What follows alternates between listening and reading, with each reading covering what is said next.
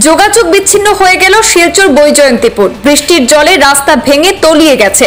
পশ্চিম শিলচর বৈজয়ন্তীপুর জিপির অন্তর্গত জাফরপুর পুলিন বিহারী লেনের রাস্তা ধারাবাহিক বৃষ্টির জলে তলিয়ে যাওয়ায় দুর্ভোগ পোহাতে হচ্ছে স্থানীয়দের। বুধবার এলাকার জনগণ সংবাদ মাধ্যমের সাথে কথা বলতে গিয়ে জানান, এই রাস্তাটি স্থানীয়রা চাঁদা তুলে নির্মাণ করেছেন এবং সরকার থেকে এই রাস্তার জন্য টাকাও বরাদ্দ করেনি আজ অবধি।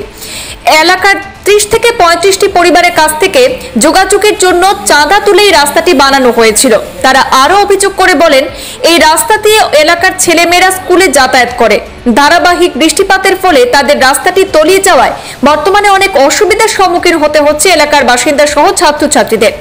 এই এলাকার মেম্বার, পঞ্চায়েত প্রতিনিধি এবং বিধায়ককে বেশ কয়েকবার জানানোর পরেও রাস্তাটি মেরামতের জন্য কোনো ধরনের ব্যবস্থা গ্রহণ করা হয়নি বলে ক্ষোভ দেখিয়েছেন জনগণ। আমার নাম হলো পিন্টু চন্দ্র দাস। আমার অ্যাড্রেস হলো এটা জায়পুরপুর। আর এই যে পিছন দিকে যে রাস্তাটা আছে এটা হলো র্যাংটি নালুগাঁও মেইন রোড। মেইন রোড থেকে আমরা এটা বাইলেন একটা গল্লি আছে, এটা হলো তোমার পুলিন বিহারী লেন। এই গল্লির আমরা এইখানে মানে প্রায় 20-25 ঘর মানুষ আছি। এটার মানুষের এই একই রাস্তা, প্লাস এই পিছনে যে গ্রামটা আছে, এই গ্রামের মানুষগুলো ওই রাস্তা দিয়ে যাতায়াত করে।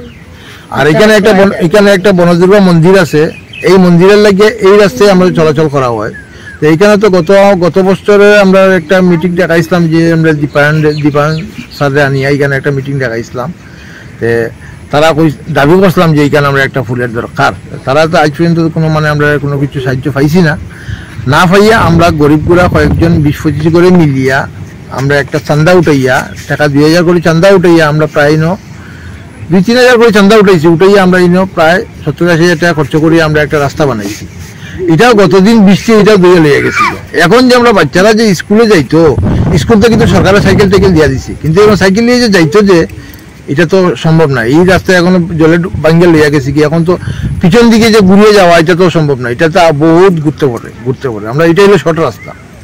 মানে এটা কি আপনারা এখানে স্থানীয় লোক চান্দা তুলিয়া এই রাস্তাটা আমরা এখানে আমরা কয়েকটা ঘর আছি, আমরা চান্দা তুলেই বানাইছি। এটা সরকার থেকে কোনো আমরা ফেসিলিটি পাইছি না। আচ্ছা, সরকার থেকে কোনো কিছু আপনারা ফেসিলিটি পাইছি? ইন্দিরা আবাস, প্রধানমন্ত্রী আবাস বা প্রধানমন্ত্রী আবাস তো আমরা পাঁচটা আইছে, তো 2 জনে বানাইছে, বাকি 3 জনে মানে স্টার্টিং করে। অরুণাচল পাইছে। আর সরকারের কাছে এই বিষয় নিয়ে একটা দাবি রাখবো আপনারা?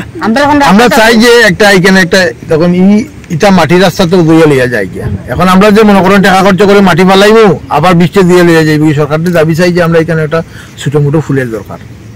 এই ফুলটা যদি আমরা একটু দেই, তাহলে আমরা খুবই একটা উপকার হয় আর কি। এটা আমরা দাবি ওইটাই সরকারের কাছে আমরা একটা দাবি। আর এখানে এই যে বাচ্চাগুলা সব স্কুলের বাচ্চা, এখন যে এরা যে স্কুলে আসা যাওয়া করতো, এরা কোনো দুসরা কোনো রাস্তা নাই।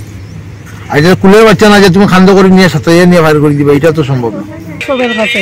যে আমরা এই জায়পুরপুর আবার একটা আমরা রাস্তা বানাইছি, সবে চান্দা উঠে আসে। ওই রাস্তাটা আমরা জলে ভাঙ্গিয়া নিচে গিয়া, ওখন আমরা বাচ্চা লইয়া আমরা কিভাবে তারা স্কুলে দেয়, আর তারা কিভাবে স্কুল বন্ধ করিয়া তাকে স্কুলের বাচ্চা আমরা দে মা বাবাই তারা রাখতাম করো, আমারই খারাপ লাগে। তাও এখানে একটা মন্দির আছে, সব পূজা দিতে হইতে পারে না, ডেলিভারি রুগী এই সেই সব কিছু একটা আমরা এখানে একটা ফুলের দরকার। তাও একটা ইমার্জেন্সি লইয়া যেতাম, ডেলিভারি রুগী হয়ে আমরা লইয়া যাবার কোনো উপায় নাই। বহুত জায়গা ঘুরিয়ে যেতে ডেলিভারি হয়ে যাব রাস্তাতেই, আমরা এরকম অসুবিধাতে আছি। দাবি তো আমরা এই রাস্তাটা চাই, সরকারের যে সবাই আমরা রাস্তাটা বানাইয়া দিক। আনলে তো আমরা গড় রুগী এখন মনে করো ডেলিভারির পেশেন্ট আছে 2-3টা, তারা তো অবস্থা খুব খারাপ। বয়স্ক মানুষও আছে, হঠাৎ একটা যে গরম দেয় যদি হঠাৎ করে কিছু হয়, তো তারা লইয়া যেতে শেষ কাম।